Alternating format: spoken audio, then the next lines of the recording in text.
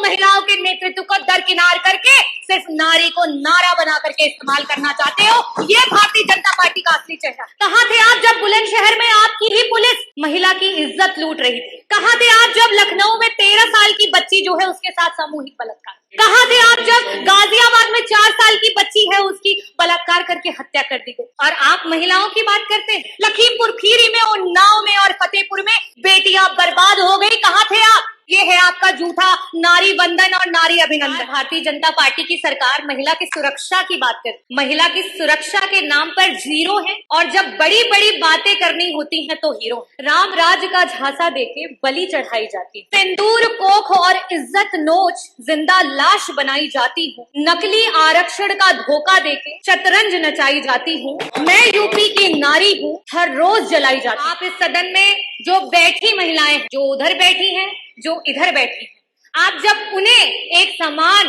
नेत्रों से नहीं देख पा रहे हैं तो हम धरातल की क्या बात करें। लेकिन आप तो षड्यंत्र करना चाहते हो, आप तो विधानसभाओं को तोड़ना मरोड़ना चाहते हो, आप नियम कानून से नहीं चलना चाहते हो, आप सिर्फ और सिर्फ नारी को इस्तेमाल करके नारा बना करके अपनी कुर्सी को हथियाना चाहते हो। क्योंकि अगर वास्तव में भारतीय जनता पार्टी को महिला के अधिकारों की चिंता होती तो 2023 सितंबर में पार्लियामेंट में सर्वसम्मति से पास हुआ बिल 2.5 साल बाद आधी रात में नोटिफिकेशन जारी नहीं किया जाता। भारतीय जनता पार्टी जिस तरीके से महिलाओं के साथ व्यवहार कर रही है वो किसी से छुपा नहीं और आज यूपी की प्रत्येक नारी इस बात से परेशान है। मैं कुछ चंद बातों से अपनी बातों को शुरू करना चाहूंगी कि मैं यूपी की नारी हूं, बेखौफ सताई जाती हूँ, राम राज्य का झांसा देके बलि चढ़ाई जाती हूँ, सिंदूर कोख और इज्जत नोच जिंदा लाश बनाई जाती हूँ, नकली आरक्षण का धोखा देके शतरंज नचाई जाती हूँ, मैं यूपी की नारी हूँ, हर रोज जलाई जाती हूँ।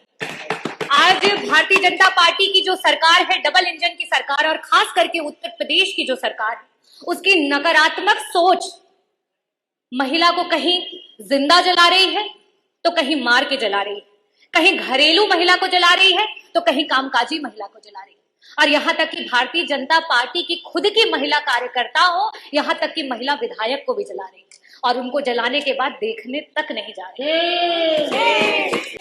मैं पूरे सदन की तरफ से माननीय विधायक अनुपमा जायसवाल जी जल्दी स्वस्थ हों उनकी उसकी कामना करती हूं और ये भी कहना चाहती हूं कि जिस भारतीय जनता पार्टी ने उत्तर प्रदेश के पूर्व मुख्यमंत्री जी की स्वर्गीय मां को भी अपनी गंदी राजनीति में खींचने से नहीं छोड़ा, वो सबसे पहले गए क्योंकि वो असली महिला का सम्मान जानते हैं और समाजवादी पार्टी असली महिला का सम्मान जानती है। और उसके बाद भारतीय जनता पार्टी के 2 डिप्टी सीएम उनके बाद जाते हैं अपनी महिला विधायक को देखने के लिए, और यही है आपका नारी वंदन। मैं जो सरकार, भारतीय जनता पार्टी की सरकार महिला की सुरक्षा की बात करती है, महिला की सुरक्षा के नाम पर जीरो है और जब बड़ी बड़ी बातें करनी होती हैं तो हीरो है। आज एनसीआरबी के आंकड़े जिस तरीके से दिखा रहे हैं, खास करके महिलाओं पे अत्याचार, महिलाओं को आए दिन किस तरीके से जलाया जा रहा है, मारा जा रहा है, सामूहिक दुष्कर्म किया जा रहा है, और आपकी सरकार जो है वो चुप है, संरक्षण दे रही है। कहाँ थे आप? कहाँ थे आप अभी 1 हफ्ते पहले जो है विश्वकर्मा समाज की 16 साल की बच्ची के साथ सामूहिक बलात्कार, उसको जला दिया, उसको मार दिया गया। कहाँ थे आप जब लखनऊ में 13 साल की बच्ची जो है उसके साथ सामूहिक बलात्कार? कहाँ थे आप जब गाजियाबाद में 4 साल की बच्ची है उसकी बलात्कार करके हत्या कर दी गई? कहाँ थे आप जब मेरठ में एक दलित माँ को मार दिया और उसकी बेटी को उठा करके ले गए? कहाँ थे आप जब कानपुर में एक 15 साल की बिटिया को उसका यौन शोषण किया जा रहा है? कहाँ थे आप जब बुलंदशहर में आपकी ही पुलिस महिला की इज्जत लूट रही थी? कहाँ थे आप जब घटना हुई हाथरस में, मथुरा में, मेरठ में, सुल्तानपुर में, कासगंज में, कौशाम्बी में, बनारस में, लखीमपुर खीरी में, उन्नाव में और फतेहपुर में बेटियां बर्बाद हो गई? कहाँ थे आप? अगर इन परिवारों को किसी ने मदद पहुंचाई तो समाजवादी पार्टी ने पहुंचाई, अगर वहां कोई पहुंचा तो समाजवादी पार्टी के राष्ट्रीय अध्यक्ष श्री अखिलेश यादव जी को। चाहे पार्लियामेंट हो चाहे यूपी की असेंबली, पार्लियामेंट में आप नेहरू को कोसो और जब यूपी की विधानसभा हो तो आप नेताजी को तोसो। और क्यों? क्योंकि आपका तो यही धंधा है, क्योंकि आपका तो सारा काम मंदा है। नेताजी ने उस सोच को आगे बढ़ाया कि पंचायत चुनाव में 33% का आरक्षण ला करके महिलाओं को पंचायत में ब्लॉक प्रमुख से लेकर के जिला पंचायत अध्यक्ष से लेकर के प्रधान से लेकर के बीडीसी की कुर्सियों पर बिठाया। लेकिन आप क्या कर रहे हो? वो 33% का आरक्षण पा करके जो महिलाएं हमारी नेतृत्व कर रही थी उस चुनाव को ही टाल दिया, क्योंकि आपसे महिलाओं का नेतृत्व नहीं देखा जाता है। आप तो महिलाओं के नेतृत्व को दरकिनार करके सिर्फ नारी को नारा बना करके इस्तेमाल करना चाहते हो। ये भारतीय जनता पार्टी का असली चेहरा है। आप इस सदन में जो बैठी महिलाएं हैं, जो उधर बैठी हैं, जो इधर बैठी हैं, आप जब उन्हें एक समान नेत्रों से नहीं देख पा रहे हैं तो हम धरातल की क्या बात करें। 1 ट्रिलियन इकोनॉमी की बात करने वाली सरकार, और जब इसी सदन में सत्ता पक्ष और विपक्ष की महिलाओं को जिस समय त्वरित के विकास के कार्यों की निधि देने की बात होती है तो वहां पे आपके 5-5 करोड़ की धनराशियां जाती है और विपक्ष के जो विधायक है उनके बजट काट लिए जाते हैं।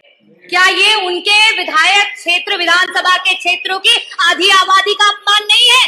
क्या उनको विकास का अधिकार नहीं है? ये है आपका झूठा नारी वंदन और नारी अभिनंदन। और आप महिलाओं की बात करते हैं।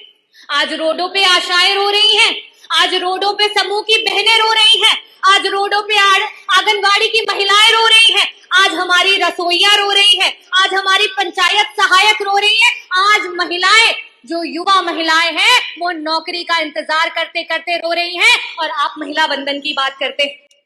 मैं आपसे कहना चाहूंगी कि अगर आप महिलाओं को सच में आरक्षण देना चाहते हो तो आज की वर्तमान स्थिति में उत्तर प्रदेश की सदन में 403 सीटों पर आप 33 या 50% का आरक्षण लागू करो और पूरा समूचा विपक्ष आपके साथ खड़ा हो जाएगा। लेकिन आप तो षड्यंत्र करना चाहते हो, आप तो विधानसभाओं को तोड़ना मरोड़ना चाहते हो।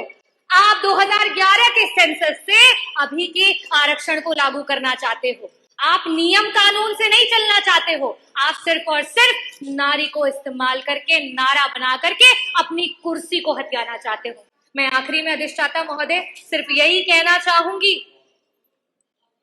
कि ये बिल पे चर्चा तो बस एक बहाना था, महिला का नाम लेकर वोट पर निशाना था और आरक्षण का ढोंग पीट कर लागू नहीं कराना था।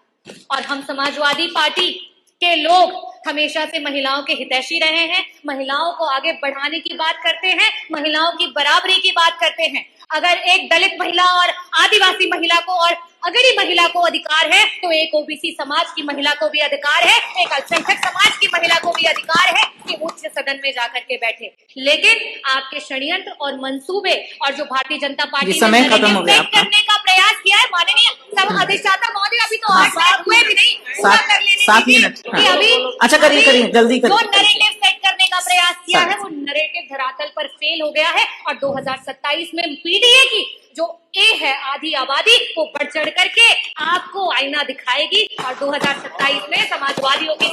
नेशनल दस्तक की आपसे गुजारिश है कि अगर इसको बचाना चाहते हैं तो नेशनल दस्तक को सब्सक्राइब करने के लिए रेड कलर के सब्सक्राइब बटन को दबाएं, फिर बेल आइकन की घंटी दबाएं। नेशनल दस्तक को बचाने के लिए बहुत जरूरी है कि हर खबर को शेयर करें, लाइक करें, कमेंट जरूर करें।